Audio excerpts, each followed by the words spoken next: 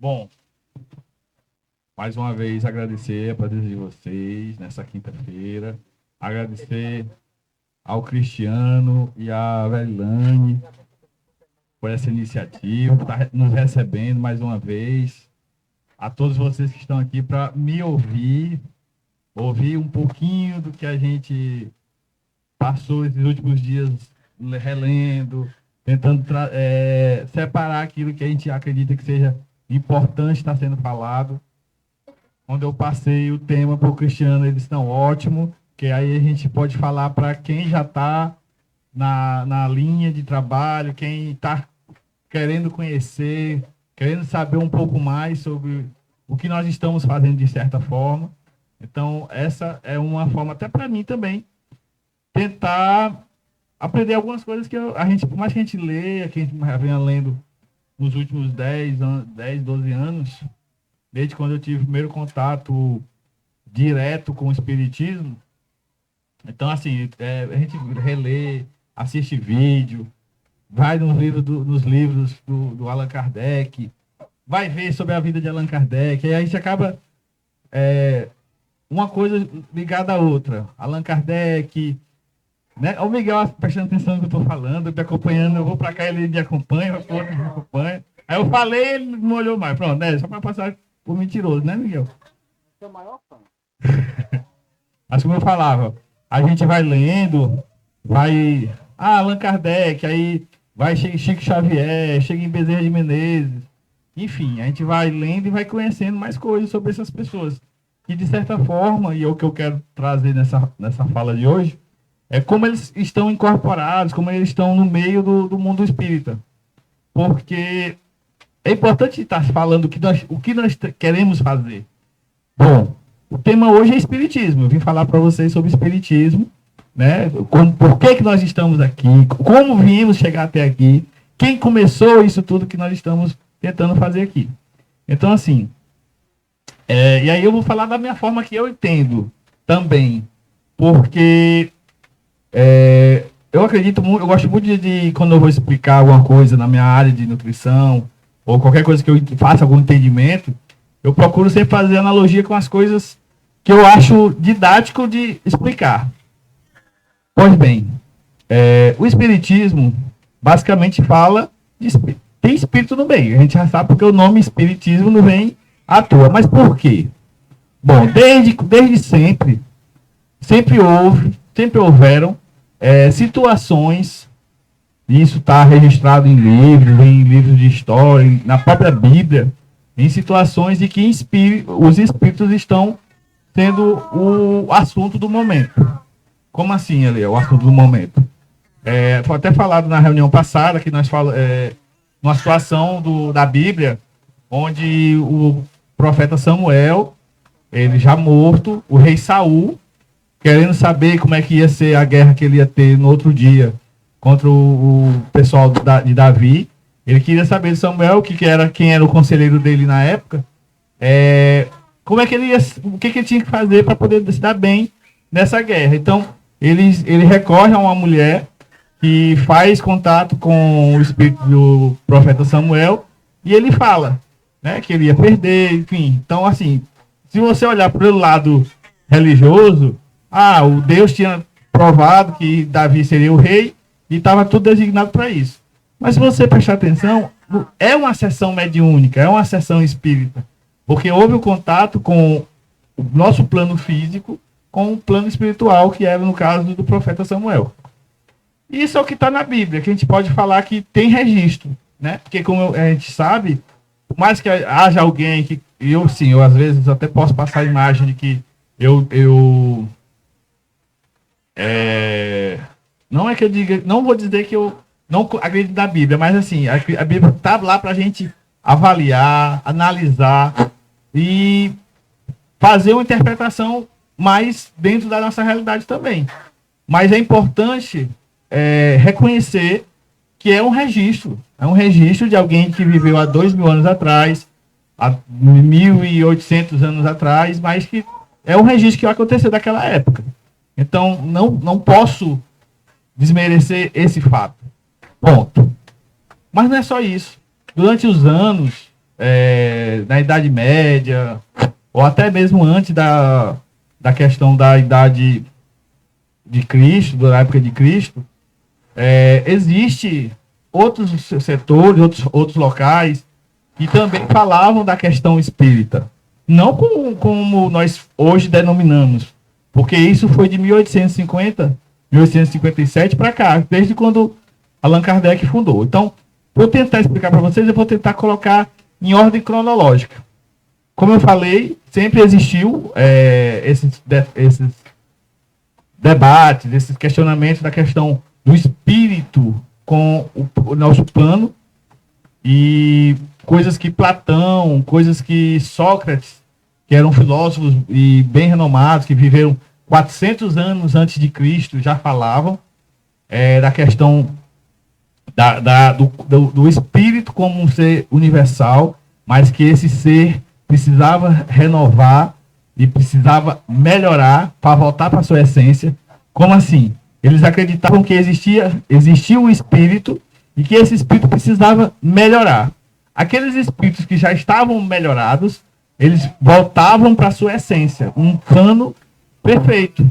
Mas aqueles que precisavam de algum conserto, de alguma melhoria, eles tinham que voltar à Terra para poder ter uma melhora. E isso é mais ou menos o que o espiritismo de Allan Kardec para cá. Ponto. Na Idade Medieval, muita gente também não entendia e muitas vezes era ignorado, ou até perseguido, quando se colocava a questão de falar de espíritos. Porque uma coisa que muita gente não vê, ou que pessoas não viam, não acreditavam. Mas, e aí vou começar a entrar onde chegamos no espiritismo, que a gente pode falar de Allan Kardec, mas não é que seja de Allan Kardec, eu vou explicar por quê. Houve um acontecimento no ano de 1848, onde 3 irmãs, na cidade de Whitesville, nos Estados Unidos, onde elas tinham... e isso, quando eu falar delas, eu falei 1848. Mas se eu falar delas, muita gente pode pensar assim, aconteceu aqui no Brasil, aconteceu lá em Belém, aconteceu no Rio Grande do Sul, aconteceu em algum lugar aqui do Brasil, porque a história é muito parecida com algum lugar que você já deve ter visto em algum documentário, em algum de história de alguém. 3 irmãs, que essas irmãs, eu vou já chegar nesse fenômeno que foi o primeiro fenômeno registrado, porque teve mais de 200 pessoas que viram essa conversa entre pessoas desse plano, pessoas vivas, com um espírito. Mas essas 3 irmãs, se eu não me engano, as irmãs Fox, eu não lembrei o nome delas aqui, mas tinha uma Margaret Fox, se eu não me engano. Que foi que ela tinha, tipo assim, ela era aquela pessoa, das 3 irmãs, que morreu fulano. E agora, como é que a gente sabe como é que a gente faz para encontrar? Primeira coisa que ela dizer, não, pois fulano já está morto. Já isso é uma coisa que já chama atenção. Como é que você está afirmando que fulano morreu? Não só afirmava, como ela ainda dizia onde é que estava. E lá, bora, por isso você está dizendo que fulano morreu, pode me dizer onde é que ele está agora. E ela ia e mostrava. Às vezes, a pessoa tinha acabado de morrer, e ela chegava lá e mostrava. E as 3 irmãs tinham esses fenômenos com ela. Então, eram coisas que você pode, se a gente for pesquisar, procurar, nós vamos achar em algum lugar alguma coisa assim também, aqui no Brasil. E não é 1800, não, é 1900, se duvidar até 2000 para cá. Sempre a gente vai encontrar em alguma cidade, em algum lugar, uma história parecida assim. Recentemente, teve, não sei se vocês já ouviram falar, na mulher do táxi. Não sei se vocês já ouviram falar na mulher do táxi. Que essa mulher do táxi tem em vários lugares. Mas eu conheço, originalmente, porque eu morei em Belém, lá de Belém. Onde uma menina que, quando ela fazia aniversário, o pai fazia dar de presente para ela passear pela cidade de Belém, que já era enorme, já era desenvolvida. E ela achava maravilhoso. Ela morreu jovem, acho que nem com 15 anos, ou foi com 15 anos. E morreu no dia do aniversário dela. Então conta a lenda que todo aniversário dela, ela pede um táxi para passear. E aí no final, não, você me deixa bem ir na casa ali. E aí ela passeia pela cidade, não, deixa em casa. Aí chega lá na casa, ela entra e não volta. Até que o taxista vai lá, bate. É porque tem uma moça que pediu a viagem, a corrida. E eu tô esperando ela voltar, ela não voltou. Ela queria pegar o dinheiro e não voltou. Que moça? Não, minha filha, nenhuma da filha saiu daqui, não. E aí, quando ele entra, não, vocês estão querendo me enrolar, não sei o quê. Quando ele entra, que ele vê a foto, aquela moça bem ali. Moça, essa mulher morreu, tá com mais de 20 anos.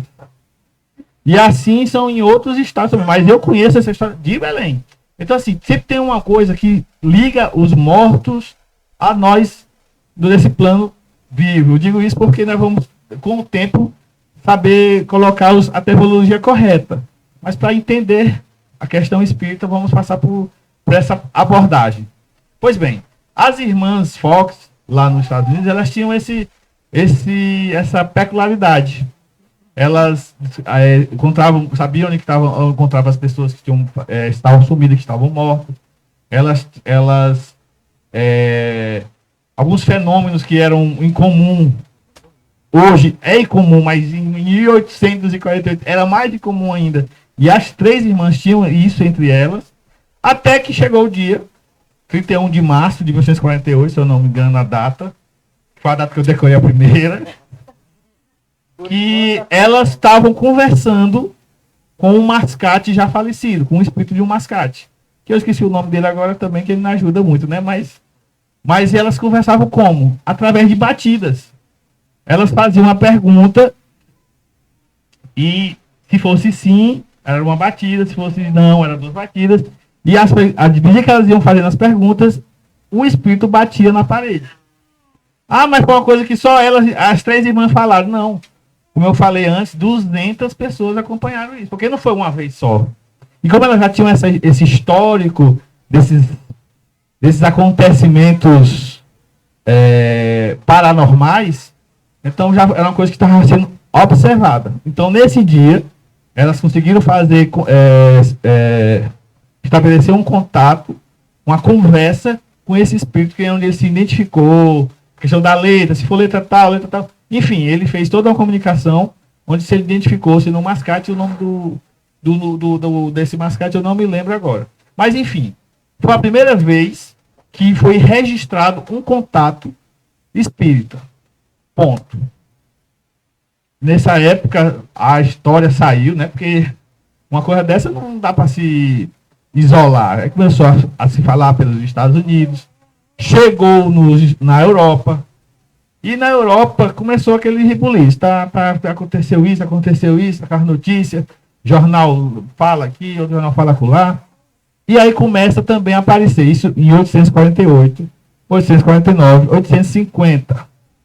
Começa a aparecer um fenômeno chamado das mesas giratórias.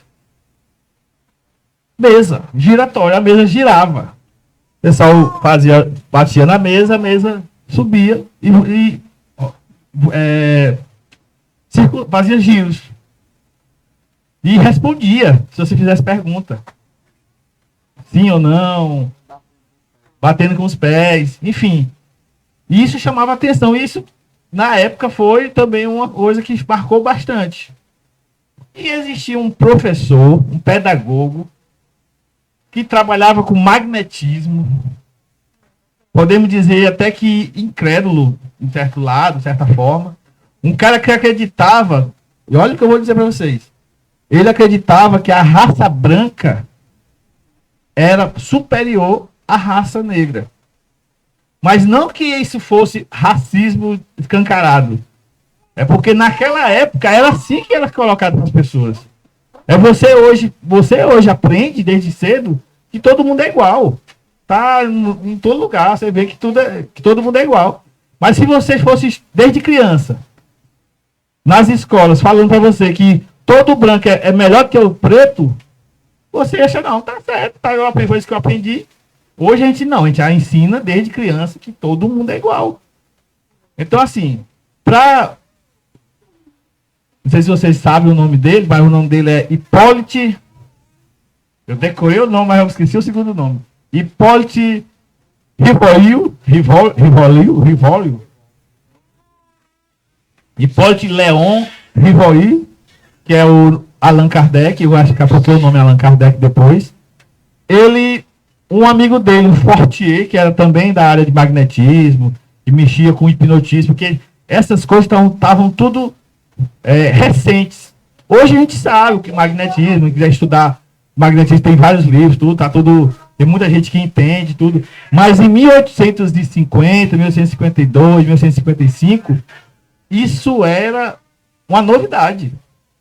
Então o cara que era muito entendido de hipnotismo, de magnetismo, chegou para Allan Kardec, chegou para o Hipólito Léon e disse: rapaz, você tem que ver. É uma coisa fascinante, é o que só se fala na Europa. Em Paris, em toda a Europa só se fala nesse fenômeno das mesas giratórias. E ele, um cara, um pedagogo, um cara que era cientista, fazia pesquisa, tudo, rapaz, mas isso aí não existe. Para ele responder, ele tem que ter cérebro. Porque como é que ele vai responder se não tem cérebro? Até que me prova o contrário. Depois vamos lá. Tu tá duvidando? Eu também duvidava. Eu fui lá e vi e que não é assim. E lá vai Allan Kardec, lá vai Léon visitar esse fenômeno. E aí começa a nascer o que nós chamamos hoje de espiritismo. Porque ele viu, se impressionou, mas ele queria saber como é que ele poderia traduzir isso, apresentar. Tanto é que a partir daí que nós podemos dizer que não é o espiritismo de Kardec, que não foi ele que criou, foi ele que codificou, ele pegou o que estava aqui, ninguém estava entendendo e traduziu, podemos dizer assim. Ele codificou, ele organizou, ele reorganizou ou organizou, depende da forma que você quiser ver. Porque ele começou a ver. Tá. O que ele fez? Fez a mesma pergunta várias vezes para ver se tinha a mesma resposta. E ele quis identificar quem estava dando as respostas. Era a mesma, tu tá me respondendo? Não, ele entendeu que era um espírito, porque o espírito se apresentou para ele. Eu não lembro o nome do espírito, mas tinha um nomezinho do espírito que eu esqueci agora também. Tem um espírito que se apresentou para ele. E foi aí, então, que ele começou. Não, pois se realmente existe esse espírito, vai existir outros espíritos. E aí ele começou a fazer esse trabalho de codificação. Ele perguntou, vamos dizer que todo mundo aqui tem seu espírito. O espírito ali é o espírito do Cristiano. E ele começou a fazer. O espírito do Cristiano. Acontece assim, assim, assado. A resposta do Cristiano era a mesma da Aurélia, era a mesma da Gabi, era a mesma da Luciana, era a mesma do Edson. Então, assim, ele começou a ver que existia uma linha de raciocínio, uma linha para poder ser acreditado. Tanto porque para ele era importante ter isso, para ele poder apresentar. Então, em 18 de abril de 1857, temos o início do espiritismo. E até o nome espiritismo ele teve que pensar. Porque até ali tinha muitas denominações. E quem acreditava só em espírito, mas não acreditava que o espírito poderia voltar, reencarnar. Muita gente acreditava que existia um espírito, mas era aquela coisa assim, uma coisa que move o corpo. Espiritualista, espiritista. Então ele achou que essas denominações não serviam para aquilo que ele estava querendo mostrar. Porque ele agora estava mostrando baseado em que ele tinha estudado, no que ele tinha pesquisado. Então ele achou o termo espiritismo o mais adequado. Ponto. O livro dos Espíritos foi lançado e esse livro dos Espíritos falava sobre isso. Falava em como era o espiritismo que nós conhecemos hoje como o espiritismo de Kardec. Como eu disse, é um termo que a gente sabe que está errado. Por quê? Porque não foi ele que disse, não foi ele que acordou num santo dia, no dia 17 de abril de 1857, disse, não, vai ser do jeito que eu quero. Não, não foi assim. Ele simplesmente traduziu aquilo que os espíritos estavam passando para ele. E assim foi lançado o Livro dos Espíritos, e daí começou o espiritismo na Europa. E daqui a pouco eu vou falar como foi que chegou no Brasil. Chegou no outro dia, lançou no dia 18 de abril, chegou no dia 19 aqui, dia do índio. No Brasil, não. Houve um tempo. Primeiro, quando isso foi registrado, quando isso foi atualizado, o Allan Kardec, que era um cara que, digamos que até cético, antes de ter esse contato com o fenômeno das mesas giratórias, ele começou a mostrar o que era o espiritismo, que ele estava codificando. E aí começou a ter gente que acompanhou.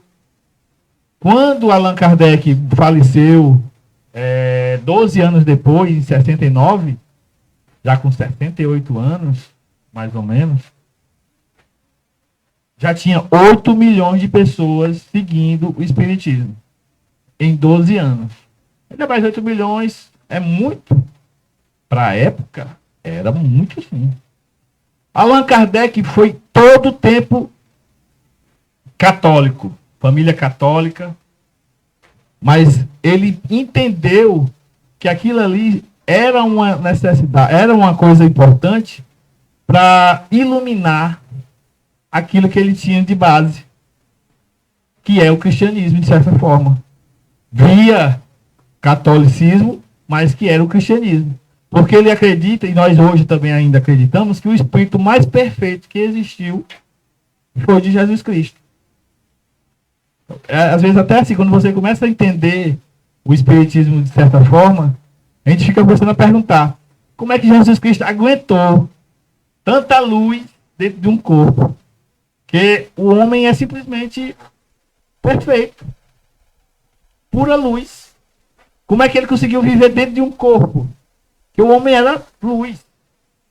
Pura luz. Mas enfim. O espiritismo, ele teve essa questão. Agora eu vou pegar aqui as datas para lembrar. Ainda peguei do canto para baixo. Sim, o nome do Allan Kardec é Hippolyte Léon Denisard Rivail, que era francês, ele é francês. E aí, com esse contato que ele tinha com esse espírito, que ajudou bastante ele a codificar o espiritismo, ele falou para ele, olha, nós tivemos em outras vidas, mas depois que eu estou com você novamente, e em outras vidas você tinha o nome de Allan Kardec. Então, Léon Rivail adotou o codinome de Allan Kardec, que é o nome que nós conhecemos hoje. Então, porque esse espírito que ajudou ele na elaboração dos livros, do Pentateuco, que é os 5 livros que dão base ao espiritismo, que é o Livro dos Espíritos, depois o Livro dos Médiuns, depois o Evangelho segundo o Espiritismo, depois o Céu e o Inferno, e por último, o livro Gênesis. E vou falar já o que cada um quer dizer. Mas ele só fez isso? Não, ele fez ao todo 23 livros. Juntando com revistas, juntando com artigos, enfim. Mas esses 5, para quem quer seguir a doutrina espírita, é fundamental. Porque aí o livro dos Espíritos vai explicar como é o espiritismo de forma geral. Porque como é que deve ser um espírita? O que ele tem que acreditar? Qual o básico? Eu sou espírita, o que eu tenho que fazer como básico? É só acreditar que existe um espírito que vai e volta, reencarna, desencarna, reencarna, desencarna, reencarna. Não é só isso. Isso é um dos pontos, é um dos pilares. Mas você tem que acreditar que existe um Deus. Que era a mesma coisa também que o druismo fazia antes. O druismo acreditava que a gente tinha que acreditar que existe um ser superior, acreditar que a gente merecia melhorar e acreditar que não poderia ter injustiça. Essas 3 linhas de raciocínio também influenciavam Léon Rivail, que é Allan Kardec. Então ele tinha essa linha do cristianismo, que a figura de Jesus Cristo era exemplo, é exemplo, e também tinha a linha desse druismo, que é uma coisa meio celta, meio pagão, meio medieval, da época da região da própria França, da época medieval. mas que era uma tradição que tinha essa linha de raciocínio, onde que eu acreditava que existia alguém superior, eu não estava aqui por acaso, se era a mãe natureza, se era um Deus, se era o sol, mas era alguém superior a mim. Acreditava que eu, como ser, tinha que fazer o certo para não ser injusto com os outros e que eu não poderia errar. E a linha, como eu falei, do catolicismo, do cristianismo. Então, isso tudo influenciou no trabalho também de Allan Kardec. Pois bem, isso tudo eu falei que ele lançou o livro dos Espíritos, Livro dos Espíritos, dia 18 de abril de 57. Aqui no Brasil, foi noticiado primeira vez sobre isso em 14 de junho de 1850. Meu Deus, agora eu não traduzo aqui o que eu escrevi. Bom, 57 para frente. Mas, veja, a primeira coisa que foi notificado foi a história das mesas giratórias. Porque era uma coisa que estava muito difundido na Europa e nos Estados Unidos. E quando chegou no Brasil, chegou via, lógico, pelos jornais. Primeiro pelo Jornal do Comércio do Rio de Janeiro. Depois pelo Diário de Pernambuco, em Pernambuco, Recife. E depois pelo Cearense, no Fortaleza. Onde, em sequência, primeiro no Rio, depois em Recife e depois em Fortaleza, onde falava desse fenômeno. E isso, com certeza, muita gente ficou curiosa. Mas o que é isso? Que história é essa que tem mesa giratória, mesa que voa, mesa que fala, mesa que responde? Não pode isso acontecer. Lógico, o cético vai dizer logo, não, isso aí, certeza é uma brincadeira de alguém está fazendo alguma brincadeira. Alguém que pensa mais, tem a imaginação mais fértil. Eita, deve ser o fim do mundo, alguma coisa assim. Até que chegue alguém que tenha uma informação, que saiba falar, que saiba explicar, para poder falar o que era. E aí vem a questão das pessoas que no Brasil ajudaram bastante a difundir o espiritismo. O primeiro jornal espírita foi em 1864, onde, pelo espírito Ismael, que foi considerado até como o padroeiro do espiritismo no Brasil, né? Ele influenciou para que fosse criado o Eco do Além-Túmulo, na Bahia. E depois, a primeira sessão espírita, em 1865, também na Bahia. 8h30 da noite, do dia 17 de setembro de 1865, foi feita a primeira sessão mediúnica no Brasil, onde essas pessoas que já vinham com as informações, desde a época das mesas giratórias, depois da codificação do livro do Allan Kardec. Mas vejam, o livro foi feito na Europa, na França, em francês. Então precisava que alguém pegasse o livro e fosse dizer para quem não sabe francês, ó, ele está falando aqui que Deus é importante, que os espíritos existem, que existem as manifestações espíritas, e tudo isso tinha que ser explicado uma leitura fácil. Então, foi criado o primeiro centro espírita, onde Luiz Olímpio Teles de Menezes comandou esse centro e começou a fazer para originar o primeiro grupo espírita do Brasil, que foi denominado Grupo Confúcio, onde ele tinha 3 grandes linhas de trabalho: divulgar o espiritismo no Brasil, falar sobre homeopatia, porque a homeopatia nessa época estava e está relacionada também ao espiritismo. E como eu falei, escolheu o protetor espiritual do Brasil, que foi escolhido o espírito do Ismael Gomes Braga. Pois bem, nesse grupo, o Joaquim Carlos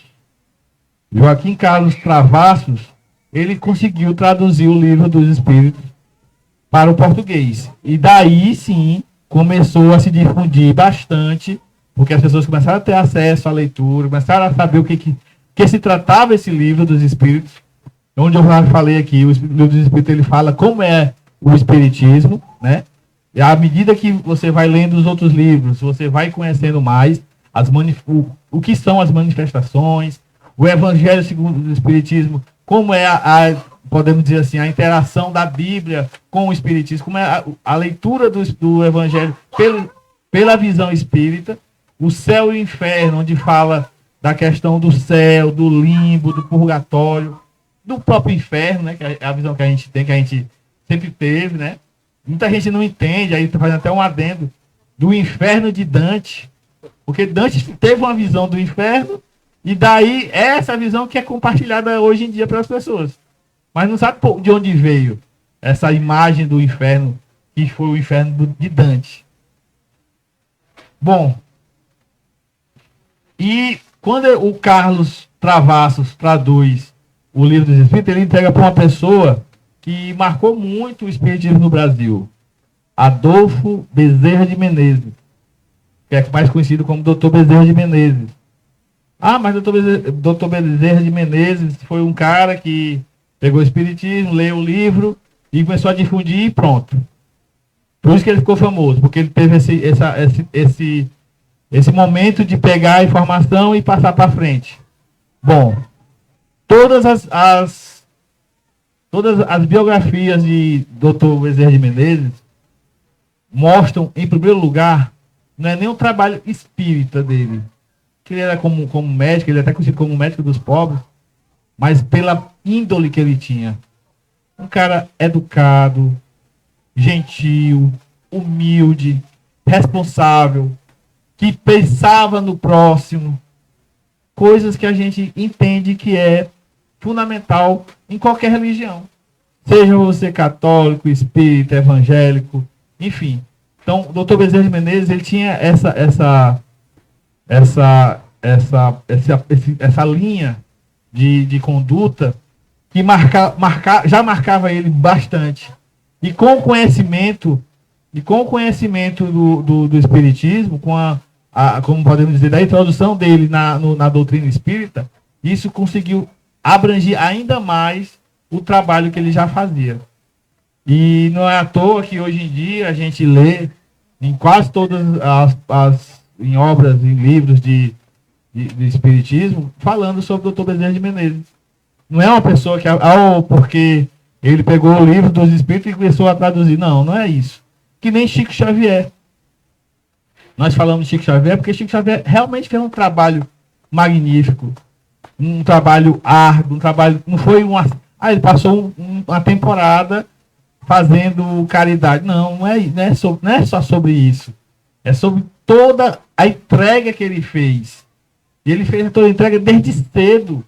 Há relatos que ele passou talvez até 11 anos entrando, fazendo psicografia, fazendo trabalhos comunitários, fazendo caridade, sim. Onde esse trabalho é estendido hoje, a gente pode dizer como referência, a Divaldo Franco. Divaldo Franco tem 95 anos. E o cara não para de ajudar as pessoas. Mas só quem faz isso são os espíritos? Não. Mas está dentro da linha da conduta espírita. Porque, como eu falei, o espiritismo não é só acreditar que o espírito não morre. Que você desencarna, sai da carne, mas você vai sempre procurar a evolução. Você sempre vai acreditar, como espírita, que existe uma pluralidade de mundos. Nós estamos nesse mundo, um mundo de expiação, um mundo para melhorar, para a gente ir para um lugar melhor. Acreditar que existem pessoas em outro... Pessoas não, como é que eu posso dizer melhor? Que existe vida em outros mundos. Porque a gente acredita, como espírita, que a gente precisa evoluir. Acreditando sempre num Deus que é supremo, que mostra a conduta, que tem um filho, Jesus Cristo, que mostra como é esse caminho para essa conduta. Enfim, então o espiritismo é isso. É entender a sua origem, entender como se faz a linha que foi passada desde da codificação de Allan Kardec, mas saber que o espiritismo sempre existiu. O que mudou foi que de Allan Kardec para cá foi traçado como fazer.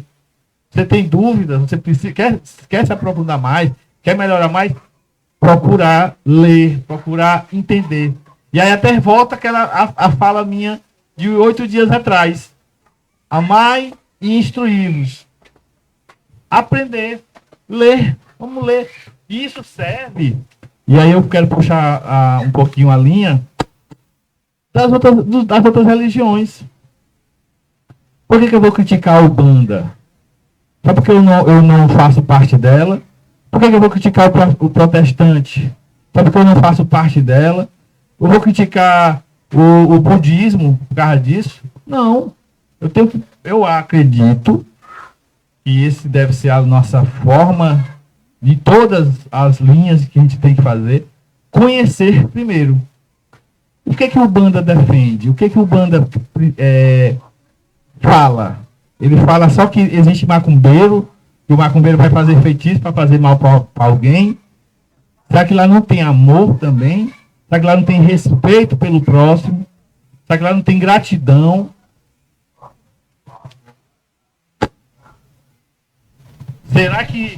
Será que uma vez eu escutei numa conversa do Papa João Paulo II com João Paulo I, numa hora assim, ele diz assim, a religião católica, no caso, ela só tem falhas porque o homem é falho, mas não que a igreja seja falha. Porque o que a igreja acredita é fiel. Do mesmo jeito que o protestante do jeito que se a gente for olhar na história, todas as igrejas tiveram alguém assim. A igreja presbiteriana, a luterana, enfim, todas os mormons, todo mundo tem uma representatividade positiva. Agora, o ser humano um órgão não, porque eu posso dizer, é um instrumento falho. E às vezes a gente pode confundir. A gente pode confundir hoje, talvez, alguns líderes religiosos hoje com a sua religião. E não podemos fazer isso, essa injustiça. Do mesmo jeito que não podemos fazer injustiça com pessoas que estão ligadas à espiritualidade e acreditar que fulano é errado, pois tudo que está ali envolvido também é errado. Então isso é importante a gente também saber e, como eu disse, procurar se informar mais.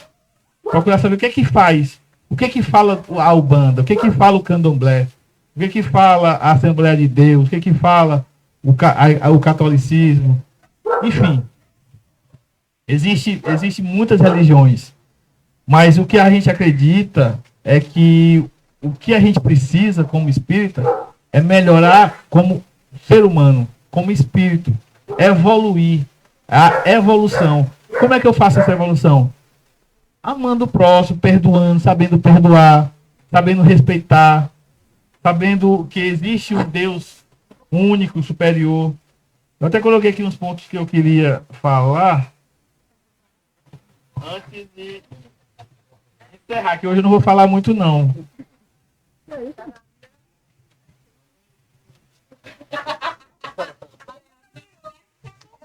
Não, mas eu já peguei aqui. É só para a gente poder delinear um pouquinho o que nós falamos até agora. Já está terminando o primeiro assunto. Vai quantos minutos, Cristiano? Ó, o Espiritismo é a doutrina que crê na existência de espíritos e de suas manifestações. Aí você fala assim, tá bom, então o Espiritismo é uma religião? Ponto. Não é uma religião, é uma doutrina. Mas o que é doutrina? Doutrina é um conjunto de princípios. Espera aí, tá só dificultando. Que princípios são esses? Podemos dizer que são diretrizes. Como assim, Eliel? Tu ainda não facilitou. Ponto. Vamos fazer o seguinte. Para ser espírita do espiritismo, eu tenho que seguir alicerces, bases. Eu tenho que ter bases para poder dizer que eu sou da doutrina, que eu sou da conjunto dessas ideias. E esse conjunto dessas ideias que eu estava separando aqui de novo, é o que eu estava falando em relação a ter o pensamento que existe um Deus Supremo, não deuses supremos, acreditar que nós precisamos evoluir, melhorar, amanhã ser melhor do que hoje e hoje ser melhor do que ontem. Acreditar que existe a reencarnação. E por que existe a reencarnação? Todos esses pontos que nós estamos falando aqui, eu estou falando aqui por cima, mas são assuntos que a gente pode falar em uma única palestra. Reencarnação, ela cabe em muita coisa. Mas só para entender que a reencarnação, porque eu falo isso mais para quem está chegando agora no Espiritismo, que está vendo o Espiritismo mais aprofundadamente agora. Mas a reencarnação é a forma que o Espírito tem de voltar para trabalhar fraquezas que ela não consegue resolver. Eu como espírito evoluído de luz, eu já consigo perdoar, ser perdoado, amar, ser amado. Mas eu não consigo lidar com certas coisas. Então eu preciso passar pela vida terrena para trabalhar essa situação, para poder meu espírito melhorar. Então essa é a intenção da reencarnação. Da sobrevivência em relação a como encarar alguns desafios. Porque existe uma frase que é falada até como brincadeira, às vezes, não sei, mas que faz muito sentido, é aquilo que não nos mata, nos faz mais forte. E os ensinamentos que a gente vive no dia a dia servem para isso. Para a gente aprender a lidar com situações que a gente não estaria preparado. E tudo isso ajuda a gente a crescer como pessoa, crescer como espírito, evoluir como espírito.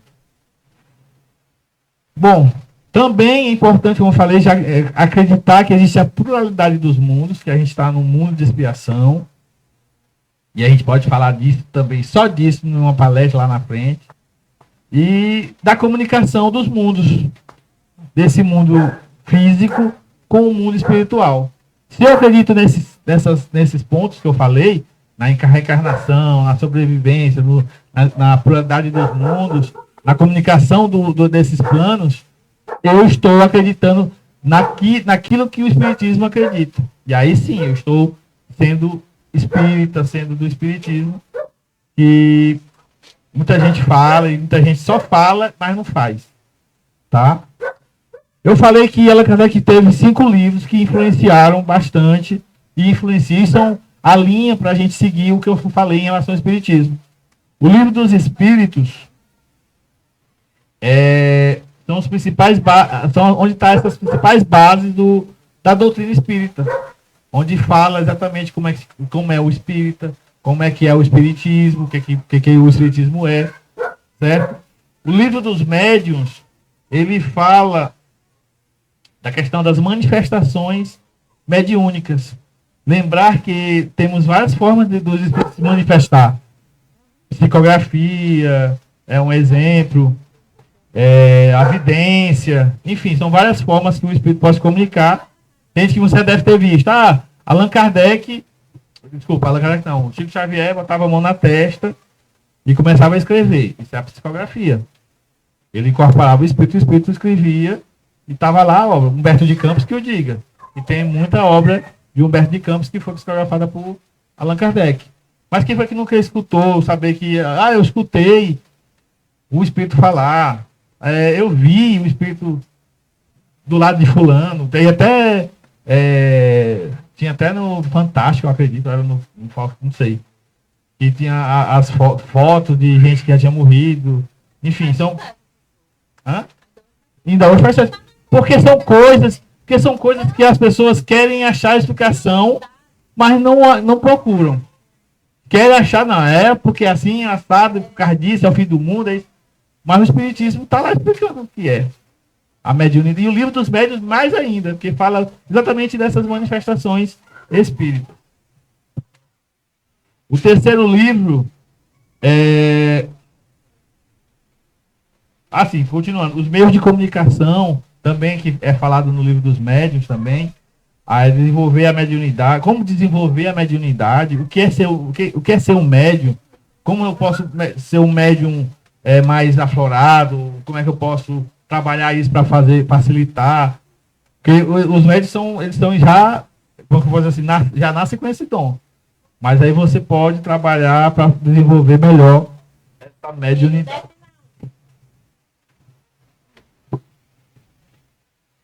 Depois vem o livro do Evangelho segundo o Espiritismo, onde eu já falei que ele fala basicamente de Jesus Cristo, da questão de ser grato, de saber perdoar, como orar, como falar com Deus. É muito importante o livro do Evangelho, principalmente fazer o Evangelho em casa, fazer o Evangelho no lar, porque ele faz essa leitura do cristianismo na visão espírita. E como a gente acredita de ser o espiritismo uma forma da luz para você voltar a enxergar aquilo que faltou. Eu falei na palestra passada que houve um tempo de justiça, que é o Velho Testamento. Houve um tempo de amor, que é o Jesus Cristo, que ele mostrou que amava as pessoas, que era capaz até de morrer por esse amor. E o Espiritismo, que veio como sendo a verdade, é assim que tem que ser. Mas mostrando, com a humildade que tem que ter, o que é aquilo que Jesus Cristo mostrou. E o Evangelho segundo o Espiritismo vem para mostrar isso. Sua conexão do Espiritismo com o cristianismo. Eles colocaram como a terceira revelação. Isso. A primeira revelação foi Moisés, a segunda é Jesus Cristo, e o Espiritismo é a terceira. Foi para que vem dar todo o entendimento para a gente, né? Que foi até falado por Jesus Cristo. Que viria um Espírito Consolador que faria isso. E ele fez. Ele foi até tema que nós falamos na palestra passada. Amai e instruir. Amai e aprenda, ensine, aprenda e ensine. Depois disso veio o livro do Céu e Inferno, onde fala de assuntos que todo mundo conhece, mas quando pede para falar, não sabe falar, ou só fala aquilo que alguém falou, replica aquilo que alguém falou, que é o céu, o que é o céu, o que é o purgatório. E aí, no caso do Espiritismo, falamos do limbo, falamos do umbral, enfim. São assuntos que estão nesse livro, que é importante também a gente sempre fazer essa leitura, procurar entender, até para criticar, mas procure saber o que você está criticando sem saber, porque é difícil. Você não existe. Por que não existe? Será que não faz sentido? Eu penso assim. E por último, não menos importante, a Gênese, porque ele fala dessa ligação do Espiritismo com Deus. Como revelação dos milagres, por exemplo. Como é que aconteceu os milagres? Como é que eu posso dar uma explicação do milagre através do Espiritismo? Está lá. O livro de Gênesis que Allan Kardec lançou, acho que foi o último livro dele, em 1878, antes dele morrer em 79. Ele morreu em 79 mesmo. Foi por aí, ele morreu em 68, 79. É porque eu estou confundindo aqui. Eu estou com medo de estar confundindo a idade dele. Eu sei que ele não chegou nos 70 anos. E ele nasceu mais ou menos em 1900, então foi mais ou menos isso. Ou ele morreu com 69, ou foi o último livro dele com 78. Mas foi algo assim. E quando ele morreu, como eu já falei, já existiam 8 milhões de espíritas desse espiritismo, e ele lançou em 18 de abril de 1857. Olha, você agradece a produção. Obrigado, produção. Obrigado, produção.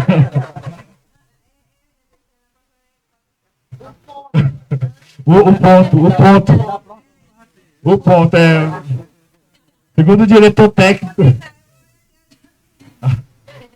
Mas enfim, o Espiritismo, gente, tentando fazer aqui um resumo bem resumido mesmo, para não ficar cansativo, porque eu sei que tem pessoas aqui que estão conhecendo o Espiritismo agora, pessoas que talvez não tenham a profundidade.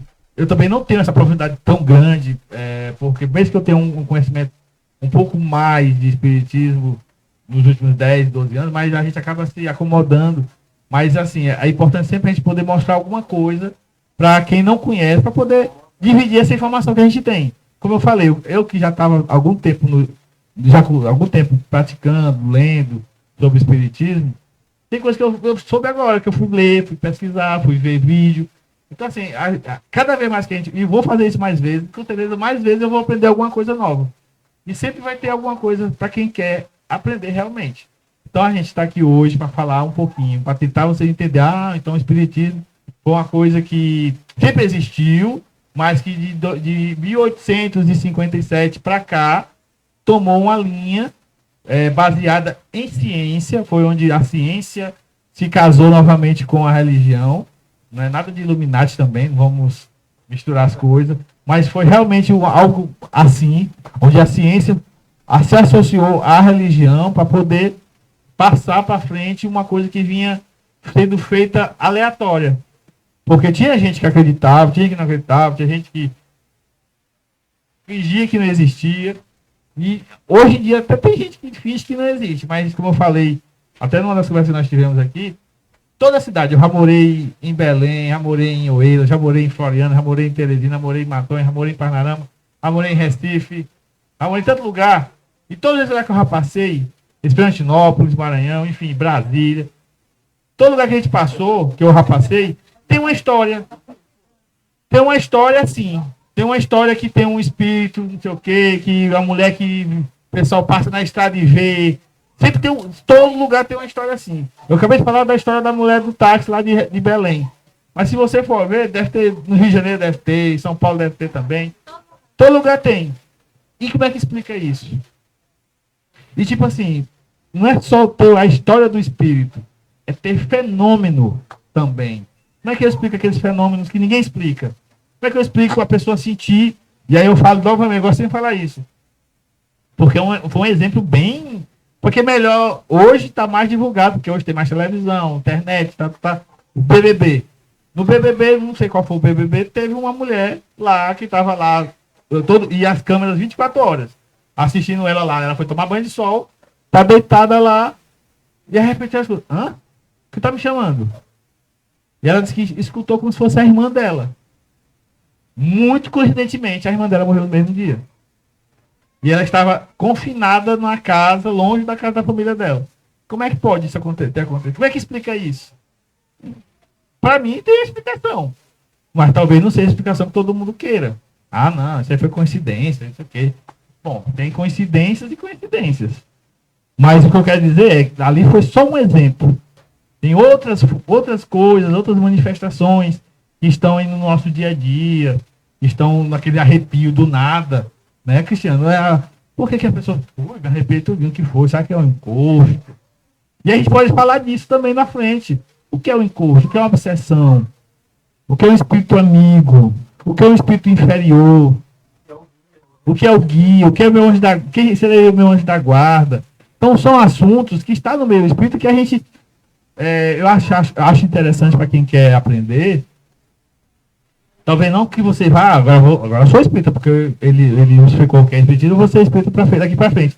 Não, mas talvez você tenha aquela visão, essa explicação eu gostei, mas aquela outra explicação eu não gostei. Mas você, pelo menos, já sabe como é que pensa essa linha de raciocínio. Você pode procurar em outras linhas também, vai que outras linhas até se satisfaça mais do que a linha espírita. Eu digo isso porque eu Eliel, encontrei no espiritismo muitas respostas que eu não encontrei em outras religiões. E não desmereço as outras religiões. Mas eu me senti mais à vontade, me senti mais confortável, me senti mais... Não vou nem dizer respondido, mas mais ou menos isso. Onde eu tive mais resposta daquilo que eu tinha. Por que isso é desse jeito? Por que não é assim? Por que é assim? E o que aconteceu desse jeito? Já que eu sou tão ruim assim, uma coisa que o Cristiano fala muito. Eu tenho que rezar 40 Ave Marias como penitência. Mas por que eu tenho que fazer isso como penitência? Entendeu? E assim, só para uma coisa que eu sempre acho interessante falar também. Tem pastor vou falar a palavra, é vagabundo? Tem. Tem padre que é vagabundo? Tem. Tem espírita que é vagabundo? Tem. Mas não é o espiritismo, não é o catolicismo, não é o protestantismo que é ruim. É o caso da pessoa, é o ser humano. Então a gente tem que saber diferenciar isso. E eu falo isso por quê? Porque até aí muita gente entende. Ah, é porque o padre é safado mesmo, não sei o que, não sei o que. Ele namorou sem vergonha, o pastor é ladrão. Se, se usou de fulano, pastor se usou de fulano para ganhar dinheiro, não sei o que, não sei o que. Mas não se compara com a Umbanda e o Candomblé ainda. Muita gente tem preconceito sem saber, sem conhecer. Eu não estou dizendo aqui para você virar um bandista ou virar um candomblé, não. Mas conhecer. Conhecer, porque a informação que tem lá tá em todo lugar. Agora lá tem gente que não presta? Tem. Tem gente que não presta? Tem, mas não quer dizer que aquela pessoa que não presta representa todos os demais. Entendeu? Eu falo isso porque eu acho sempre importante a gente reforçar isso. Bom, eu quero agradecer, que eu não vou me estender, porque eu vou deixar para a nossa conversa aqui, porque senão ele vai ser mais 2 horas só de conversa. Agradecer a vocês, pedir a Deus, nosso Todo-Poderoso Pai, que abençoe todos vocês, que espero que vocês tenham acrescentado alguma informação importante e com toda humildade que vocês levem isso para vocês e usem isso a favor de vocês, porque eu sei que eu não sou o cara que pode dizer para vocês tudo sobre espiritismo. E quero aprender junto com vocês. Eu quero aprender com quem sabe. Eu sei que o Cristiano sabe bastante, pode me passar muita informação. O Ederson também. A Verilane, eu tenho certeza que tem um potencial enorme. Eu posso aprender com a Gabi, posso aprender com a Aurélia, posso aprender com a mãe da Verilane, posso aprender com a Luciana, enfim. A gente está aqui para aprender. O que eu puder fazer para ajudar, eu quero fazer. E se for orientado, melhor ainda, viu, Cristiano? Gente, meu muitíssimo obrigado. E desculpando qualquer coisa.